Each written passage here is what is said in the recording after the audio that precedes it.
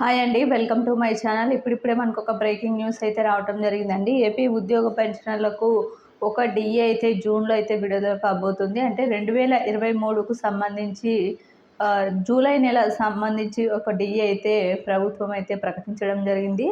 June నెలతో పాటు జీతాలు, పెన్షన్‌లతో పాటు ఈ డీఏ అయితే వస్తుందని చెప్పి, అయితే ఈ డీఏ మనకి జీతాలు, పెన్షన్‌లతో పాటు అంటే జూన్ నెల జీతాలు, పెన్షన్‌లతో పాటుగా జూలై నెలలో అయితే అందుకుంటారండి ఏపీ ఉద్యోగ పెన్షనర్లు.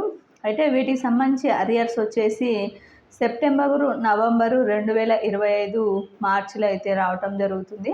ఈ 3 నెలల్లో అయితే వాటికి సంబంధించిన అరియర్స్ అయితే జమ చేస్తామని అయితే చెప్పడం జరిగిందండి ప్రభుత్వం. అయితే ఇంతకుముందు కూడా ప్రభుత్వం 2022కి సంబంధించిన అరియర్స్ కూడా ఇదే చెప్పడం అయితే జరిగింది. వాటికి సంబంధించిన అరియర్స్ సెప్టెంబరు, డిసెంబర్ 2024 మార్చిలో అయితే విడుదలవుతాయని. ఇప్పుడు మార్చి వెళ్ళి కూడా మార్చి, ఏప్రిల్, మే కూడా రావటం జరిగింది. అయినా కూడా వాటికి సంబంధించి ఒక్క విడత కూడా అంటే సెప్టెంబర్లో విడతల అంటే 3 సమాన వాయిదాలు కానీ ఏ ఒక్క వాయిదా కూడా ఇప్పటికీ జమ కాని పరిస్థితి అయితే ఉంది.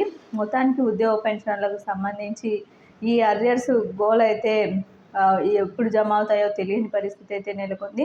డీఏ మాత్రం జూన్ నెలతో పాటు జూలై నెల జీతాలు, పెన్షన్లతో పాటు అయితే అందుకుంటారండి జూలై నెలలో.